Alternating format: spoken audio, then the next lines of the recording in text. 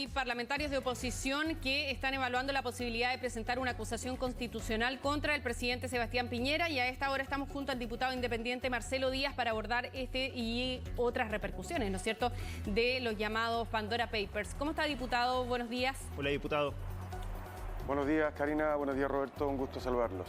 Primero, diputado, saber si ustedes en la parte operativa, en la parte práctica, creen viable la posibilidad de presentar una acusación constitucional, considerando que ayer se planteaba que los hechos que están en entredicho habrían ocurrido en el año 2010 y que dada esa fecha, ya por un asunto de periodo de vigencia, no sería factible acusar constitucionalmente al presidente por algo que ocurrió en el periodo anterior.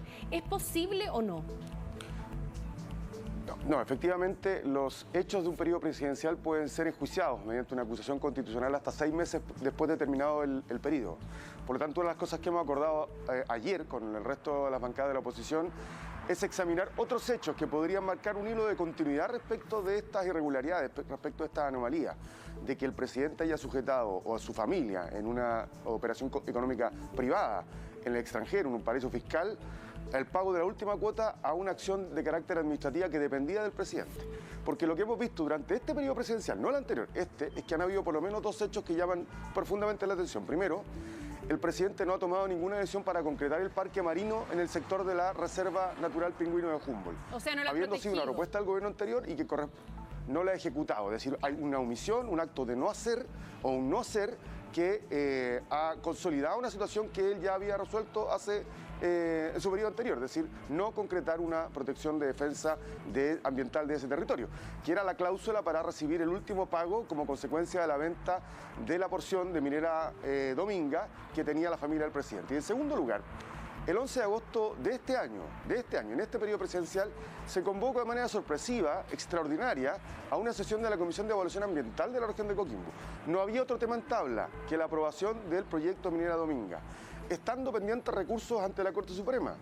Se convocó esa sesión a la que no se le permitió hablar a nadie más que a los funcionarios y se aprobó unánimemente, salvo con la votación del delegado presidencial, que básicamente hizo ahí una suerte de martingala para aparecer con un voto disidente, pero la sesión fue convocada ex profeso para aprobar el proyecto minera Dominga.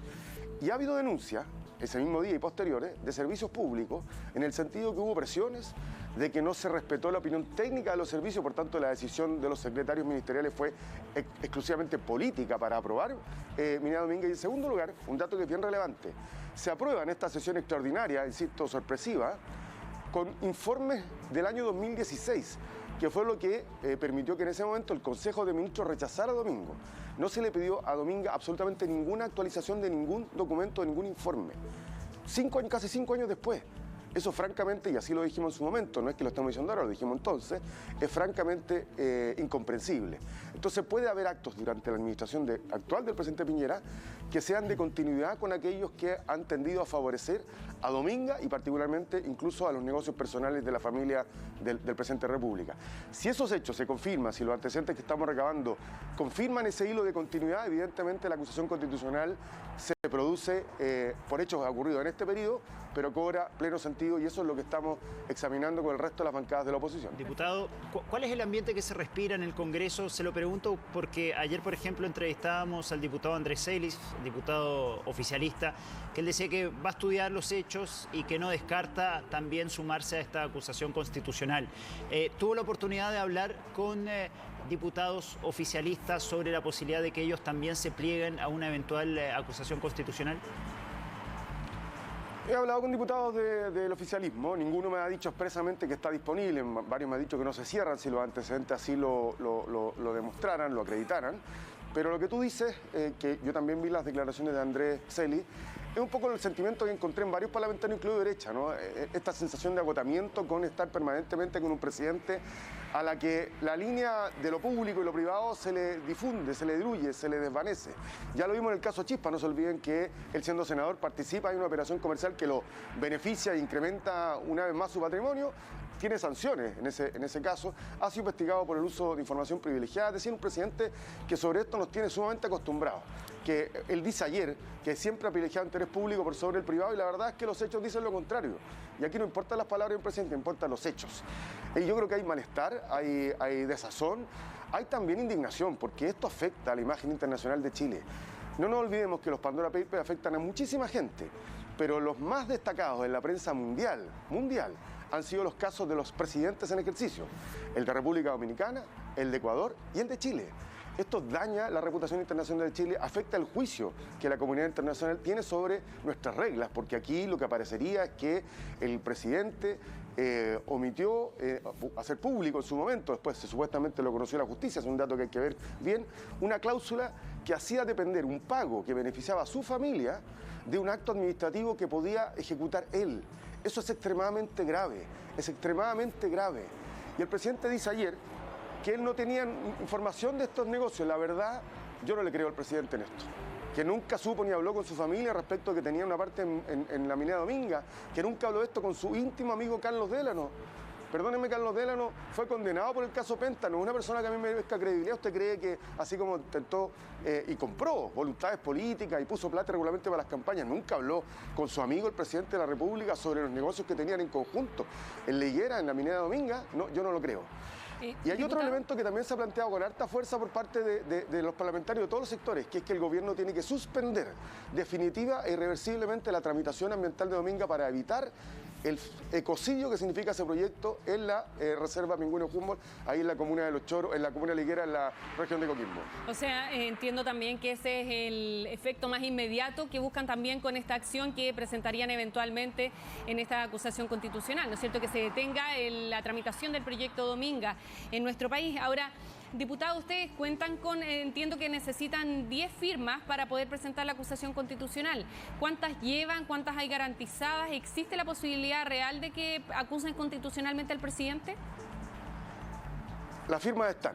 De eso no hay ninguna duda. Todas las bancadas expresaron disposición a presentar la acusación, las bancadas de la oposición, y por eso le hemos encargado ya a nuestros equipos jurídicos que analicen todos los antecedentes, todos los hechos, que recopilen toda la información. De hecho, hay gente que está estudiando y analizando lo que pasó en el juicio que el presidente señala como exculpatorio del año 2017, donde él dice que se conocía esta cláusula, particularmente esta cláusula, ¿no? La que decía, mire, si le pago esto es que no se hace nada por proteger el territorio de la higuera, y una vez que tengamos todos antecedentes vamos a tomar la decisión. Pero no solamente no tenemos problema de firmas, sino que las firmas para presentarlas están. Habrá que ver luego qué pasa en la sala, pero las firmas para presentarlas, si lo decidimos, van a estar. Diputado, lo invitamos a leer un tuit que nos llega a esta hora y seguimos con las preguntas. A esta hora con el hashtag Despierta con CHB. Iner Vives dice: le vende a su mejor amigo, los beneficiarios son sus hijos y mueve todos los hilos para que avance el proyecto y no sabía nada. Por favor, somos ingenuos pero no imbéciles, dice Iner. Diputado, le quería preguntar acerca de los tiempos de esta eventual acusación constitucional. ¿Podría llevarse a cabo antes de las elecciones de noviembre? Estamos aproximadamente a un mes y medio de las elecciones presidenciales. ¿Esto podría llevarse a cabo antes? Porque significaría también un terremoto político. En marzo se termina el gobierno, así que habría que reestructurar varias fechas. Sí, no, yo creo que es difícil que la acusación tenga desenlace antes del 21 de noviembre de presentarse. Las fechas podrían cuadrar, pero no estamos pensando en una fecha para decidir su presentación o no. Por lo tanto, ni siquiera tengo un análisis las fechas potenciales, las que podría discutirse en la Cámara y si pasa de la Cámara al Senado. No es una variable. Nosotros tenemos que ejercer esta responsabilidad con responsabilidad, valga la redundancia, pero también de manera autónoma del resto de los procesos, porque para eso está la acusación constitucional. Diputado. Para eso algunos decían, ¿por qué la presentan? ¿Por qué presentarla al término del mandato? Bueno, mire, la Constitución dice que se puede presentar hasta 6 meses después. Por tanto, es un análisis que tiene que hacerse en su propio mérito.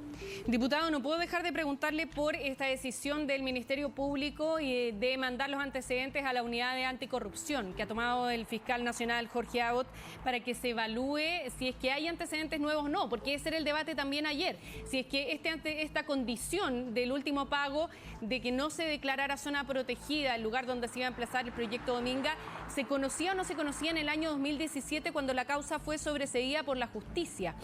Y aquí hay una declaración que trae hoy día el Mercurio de un periodista, el periodista Sergio Jara, que publicó en el año 2017 en Radio Bio Bio un artículo sobre este tema, y él dice que el antecedente sí estaba y que él sí se lo entregó al fiscal Guerra, pero que el fiscal Guerra no lo consideró relevante. ¿Qué le parece a usted que el fiscal Guerra supuestamente haya tenido conocimiento de esto en el año 2017 y no le haya llamado la atención?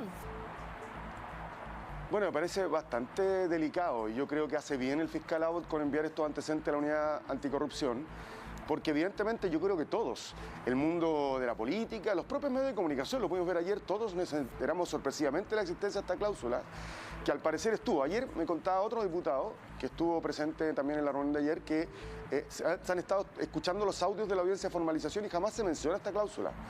Entonces, y hay un juicio crítico respecto al rol de la Fiscalía. Uno de los abogados querellantes dijo que se le pidieron muchas diligencias a la Fiscalía a las que la Fiscalía no accedió. Es decir, yo tengo mis dudas respecto de la calidad de ese proceso investigativo. Con esto no estoy enjuiciando al fiscal, estoy diciendo, mire, parece ser que la investigación no fue tan acuciosa, porque hay otro elemento que aparece el día de ayer, que son las transferencias de propiedad, las compras entre las distintas sociedades que el presidente y su familia tenían constituidas en las Islas Vírgenes Británicas, que podrían eventualmente representar elusión o evasión de impuestos. Yo creo que la Fiscalía no solamente va a evaluar este aspecto relativo a Minera Dominga, sino que también los otros aspectos de orden tributario. No se olvide que los paraísos fiscales, no quiero ni siquiera citar al presidente que dijo que se constituían para cometer actos delictivos o inmorales, sí. Bueno, se usan para evadir y eludir impuestos.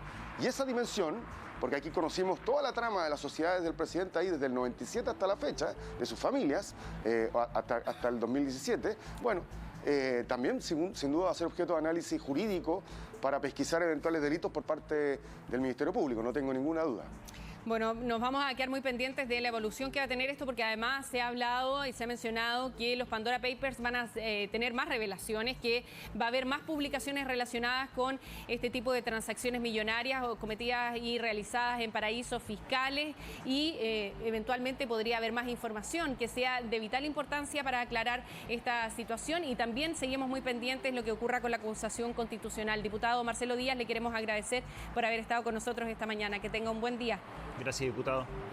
Buenos días a ustedes.